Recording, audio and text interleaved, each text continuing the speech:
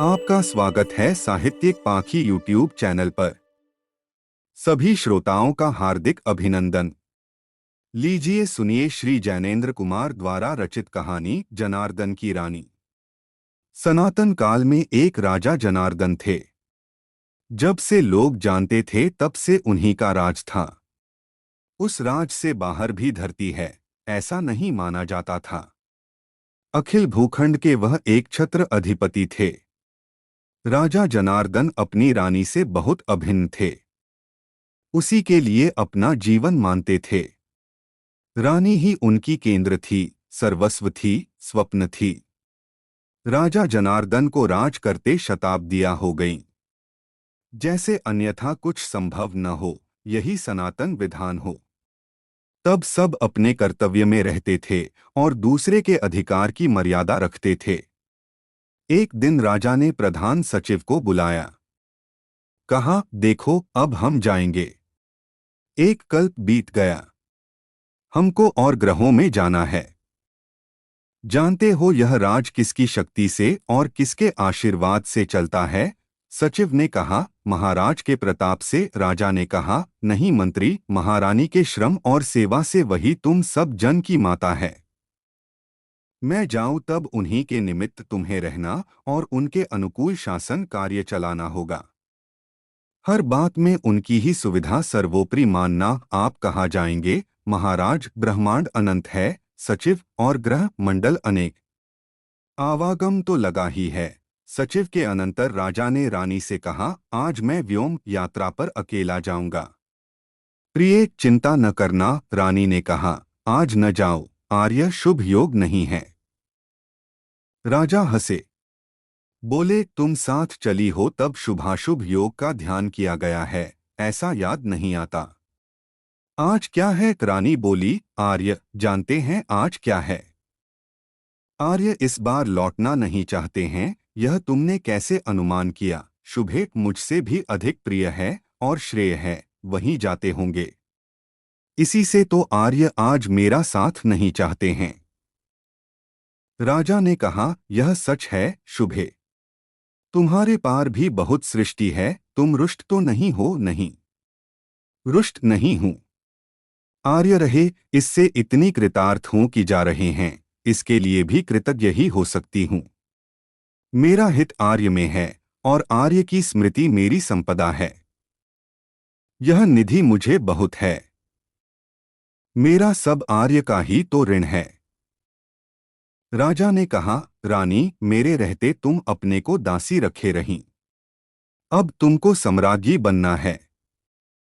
शुभे, इसी से जाता हूं कि तुम अपने पद पर आओ। मुझे राजा समझा गया जबकि मैं अनुचर था। तुम दासी बनी जबकि तुम अन्नदात्री थीं। शुभे, शक्ति की मूल तुम हो, तलवार के विजेता तो आंगन के खिलाड़ी हैं। वे नाम समझ बालक हैं। उद्दंडता में वे तुम्हें न समझे, पर तुम अपने को समझोगी। अधीश्वरी तुम हो, यह बात मेरे रहते तुम जानने से इनकार करती रहीं। इसी से मुझे जाना होगा। मेरा अभाव जब तुम में खो जाएगा तब तुम जान लोगी कि तुम ही थीं, मैं तो दिखावा था। और उस दिन कौन जाने तुम में होकर मुझे अलग होने की जरूरत ही न रहे। बस शुभे, मैं चाहता हूं कि तुम अपने को पहचानो और यशस्विनी बनो। इसके बाद राजा अंतर्ध्यान हो गए। बहुत ढूंढा, बहुत खोजा। धरती नाप डाली गई, समुद्र मथ दिए गए और आसमान भी झुका दिया गया। ज्ञात हुआ कि राजा कहीं नहीं है। यह ज्ञान सब में फैल गया। धीरे धीरे करके राजा कभी थे, यह भी ज्ञानीजन भूलने लगे। यहाँ तक कि उनके आचार्य, दार्शनिक और ऐतिहासिकों ने ग्रंथों में उल्लेख किया कि अखिलेश कहीं कभी कोई था। प्रमाणाभाव से यह असिद्ध है। दूसरी ओर रानी यशस्विनी नहीं बनी। युग युगांत हो गए, वह अपने राजा को और अब उनकी स्मृति को लेकर दासी ही बनी हुई हैं। सचिव ने अपने कर्तव्य का निर्वाह किया। शासन का दायित्व उनका था। उन्होंने पहले कहा, महारानी, राजा गए, क्या आज्ञा है? रानी ने कहा, सचिव, मुझसे पूछने की मति तुम्हें किसने दी? जिन्होंने दी होगी वह तो नहीं है। अब तुम्हें मेरा नहीं, अपनी बुद्धि का भरोसा है। जाओ, अपनी बुद्धि से चलो और मुझे मेरे दुख में छोड़ो। अमात्य ने कहा, महारानी, महाराज कह गए थे। रानी बोली, जानती हूँ, कह गए थे, पर अपने व्यर्थ कर्म के लिए मुझे न पूछो। मुझे दुख का भोग है। शासन की ओर देखना होगा तो सचिव, तुम सबको इसी क्षण बर्खास्त हो जाना होगा। तुममें स्वर्गीय महाराज की श्रद्धा नहीं, न तुममें उनकी महारानी की हित भावना है। तुममें सत्ता का प्रेम है, उसमें मुझसे आज्ञा न लो। मेरा काम अभी शोक है।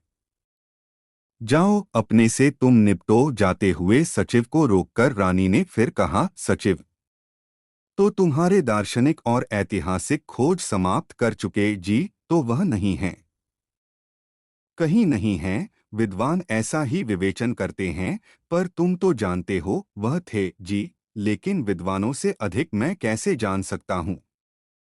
जानने में अधिकार उन्हीं का है। सचिव, तुम उनको बता नहीं सकते महारानी, वे विद्वान हैं। यदि कहें कि मैं भ्रम में हूँ, भ्रम। तुम्हारे हृदय में उनकी स्मृति है, उनके आदेश हैं। क्या वह अब सब तुम्हें भ्रम है? महारानी, स्मृति धुंधली हो रही है और आदेश खो रहे हैं। भ्रम हो भी सकता है, इस पर शोध विद्वानों की है। माननी ही होगी तो जाओ, मानो। मेरे हृदय में वह रहेंगे, वहां से वह न जाएंगे। तुम अपना शासन देखो और आराम देखो। मुझे दुख में रहकर उन्हें जीवित रखना है, महारानी की इच्छा, कहकर सचिव वहां से चले गए और शासन कार्य में लग गए। विज्ञप्ति हो गई। मृत महाराज जनार्दन की मूर्ति, चित्र, लेख, उल्लेख जहां भी हैं, समाप्त कर दिए जाएं। विद्वत परिषद ने प्रमाणित किया है कि जनार्दन का अस्तित्व कहीं नहीं पाया गया। सत असत नहीं होता। इससे जो आज असत है वह कभी सत्य न था। जो इस भ्रम को पोषण देंगे वह शासन की ओर से दंडनीय होंगे। विज्ञप्ति के अनंतर विद्वत परिषद और शासन परिषद की सम्मिलित बैठक हुई। निर्णय हुआ कि लोकतंत्र ही सर्वश्रेष्ठ शासन पद्धति है। दोनों परिषदों से दो दो प्रतिनिधि चुने गए। सचिव समिति के प्रधान हुए। समिति से शासन समिति के नाम से सब सूत्रों की नियामक बनाई गई। सचिव को सत्ताधीश नाम दिया गया। घोषित हुआ कि एक छत्र राज पद्धति समाप्त हो गई है।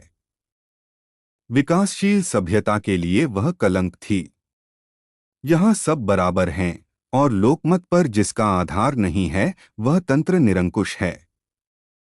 सत्ताधीश और 4 सदस्यों की शासन समिति लोकमत की प्रतिनिधि है। उस समय बहुतों के कंठ में प्रश्न उठा, महारानी। प्रश्न की क्षीण आवाज भी कुछ सुन पड़ी। यह आवाज पास से और दूर से, यहाँ से और वहां से, जगह जगह से उभरी, पर वह अस्फुट रही। शीघ्र ही उसके ऊपर होकर उत्तर फैल गया कि महारानी का अस्तित्व पुरातन काल का अवशिष्ट है। शासन समिति की विज्ञप्ति ने बताया कि रानी अपढ़, अशिक्षित हैं। वह वहम में पली हैं और अब भी जनार्दन नाम के किसी अखिलेश के होने के भ्रम को छोड़ना नहीं चाहती। प्राण विशारदों की रिपोर्ट है कि इस तरह अमर माने जाने पर भी उनके चिरायु होने की आशा नहीं है। शरीर परीक्षकों का कहना है कि उनके मस्तिष्क में गहरी जड़ता है। विकार के चिन्ह भी हैं। तो भी सत्ताधीश की ओर से उन्हें श्रम करने और जीवित रहने की प्रत्येक सुविधा है। सुरक्षा के लिए हर समय उन पर पहरा रखा जाता है। उनके संबंध में चिंता करने की किसी को आवश्यकता नहीं है। सदा से वह इसी हालत में रही हैं। मेहनत में उन्हें सुख है और संतोष उनका धन है। अधिक अधिकार के योग्य होने पर उन्हें वह भी दिए जाएंगे, पर अभी उसकी उन्हें आवश्यकता या शिकायत नहीं है। रानी को सचमुच शिकायत नहीं है। मन में जनार्दन की रट रखती हैं। हाथ से नित्य नियमित काम करती हैं। कहती हैं कि तुम कह गए हो कि मैं यशस्विनी बनूं। अब जहां हो वहीं तुम जानते हो कि तुम्हारे अभाव में मैं सचिवों और अंगरक्षकों की बंदिनी ही बन सकती हूं। तेज था मुझमें तो तुमको लेकर ही था। तुमको लेकर ही वह प्रकट होगा। मेरा आधार अभिमान नहीं हो सकता। अभिमान का शासन जीतता नहीं, कुचलता है। मैं तो तुम्हारे प्रेम के सिवा कुछ नहीं जानती। इस प्रेम से ही मेरे शासन का उदय हो तो होगा। तुम्हारे अभाव में मैं बिखरी हूं। तुमको लेकर ही संकल्प में बंधूंगी। ओ जी, कहाँ हो तुम? सब कहते हैं तुम नहीं हो। फिर मेरे हृदय में वह क्या है जिसका ध्यानहीन होकर भी मुझे तुष्ट और बंदी होकर भी मुझे स्वतंत्र रखता है? इस भांति शताब्दियां बीत गईं। लोकतंत्र का लोहयंत्र मजबूत होता चला गया। संगठन शक्ति, यंत्र शक्ति, प्रचार शक्ति, विज्ञान शक्ति के प्रकाश से जग मुखरित दिखने लगा। उस समय भी रानी अपनी आस्था पर माथा टेके जनार्दन का नाम ले लेकर कहती थी, अजियो, अब तो सदियां हो गईं। देख लिया न तुमने कि मैं तुम्हें नहीं छोड़ सकती हूं? क्या परीक्षा की अवधि अभी नहीं बीती? देखते नहीं कि तुम्हारी रानी का क्या हाल हो रहा है। मुझे क्या अमरता तुमने इसलिए दी थी कि मैं सब सहूं और न मरूं? ऐसे ही एक समय घोर निशीथ की वेला में किसी ने उसके भीतर कहा, रानी, मैं आ गया हूं। तुम पर ताले हैं, पर सब टूटेंगे। आ गया हूं, अब तुम तक पहुंचने में मुझे देर नहीं होगी। रानी ने जैसे स्वप्न में कहा, कौन? जनार्दन। हाँ, जनता। मैं, मेरे जनार्दन। हाँ, जनता का ही जनार्दन।